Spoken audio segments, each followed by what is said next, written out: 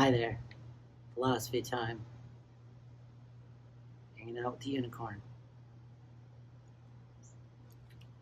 I'm gonna read a little bit from the Dalai Lama from Widening the Circle of Love. This is chapter 1. When I speak about love and compassion, I do so not as a Buddhist, nor as a Tibetan, nor as the Dalai Lama. I do so as one human being speaking with another.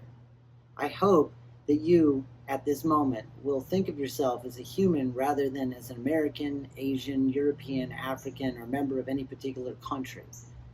These loyalties are secondary. If you and I find common ground as human beings, we will communicate on a basic level. If I say I'm a monk or I'm a Buddhist, these are, in comparison to my nature as a human being, temporary. To be human is basic, the foundation from which we all arise. You are born as a human being, and that cannot change until death. All else, whether you are educated or uneducated, young or old, rich or poor, is secondary. In big cities, on farms, in remote places throughout the countryside, people are moving busily. Why? We are all motivated by desire to make ourselves happy. To do so is right. However, we must keep in mind that too much involvement in the superficial aspects of life will not solve our larger problems of discontentment. Love, compassion, and concern for others are real sources of happiness.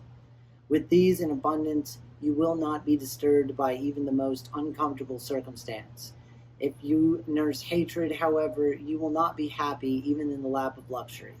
Thus, if we really want happiness, we must widen the sphere of love. This is both religious thinking and basic common sense. Anger cannot be overcome by anger. If a person shows anger to you and you show anger in return, the result is a disaster. In contrast, if you control your anger and show its opposite, love, compassion, tolerance, and patience, then not only will you remain in peace, but the anger of others will gradually diminish.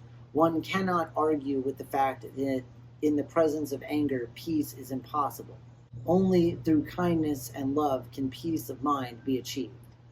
Only human beings can judge and reason. We understand consequences and think in the long term. It is also true that human beings can develop infinite love, whereas to the best of our knowledge, animals can have only limited forms of affection and love. However, when humans become angry, all of this potential is lost. No enemy armed with mere weapons can undo these qualities, but anger can. It is the destroyer.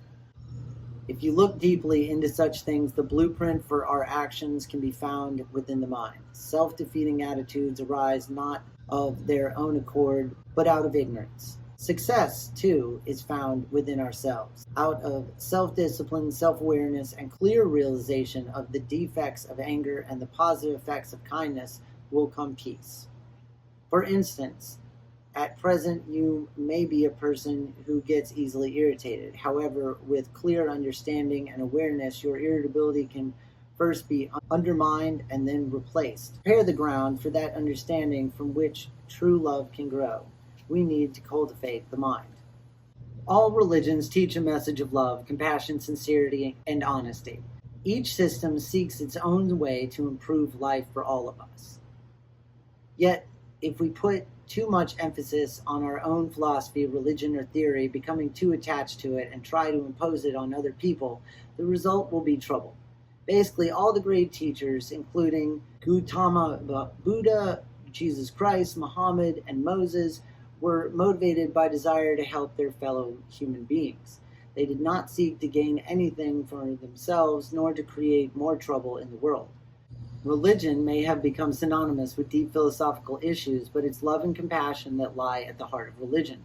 Therefore, in this book, I will describe the practice of love that I also do. In experience, the practice of love brings peace of mind to myself and helps others. Foolish, selfish people are always thinking of themselves, and the result is always negative.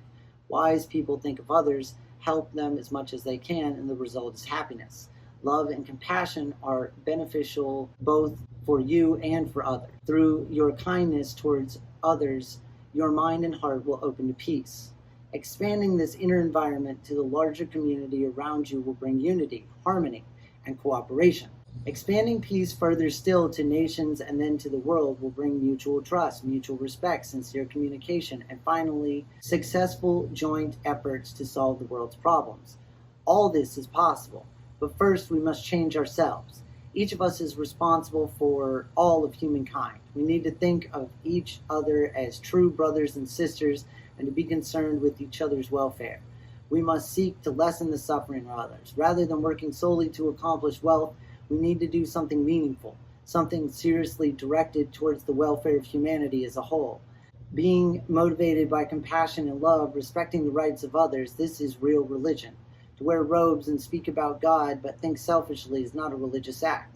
On the other hand, a politician or a lawyer with real concern for humankind who takes action that benefits others is truly practicing religion.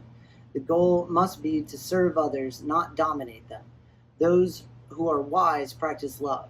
An Indian scholar and yogi, Nagarjuna, says in his precious garland of advice, having analyzed well all deeds of body, speech, and mind, those who realize what benefits self and others, and always do these, are wise.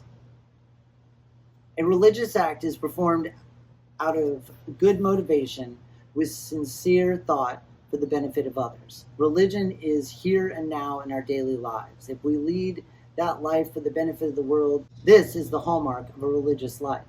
This is my simple religion. No need for temples, no need for complicated philosophy. Your own mind, your own heart is the temple. Your philosophy is simple. Kindness.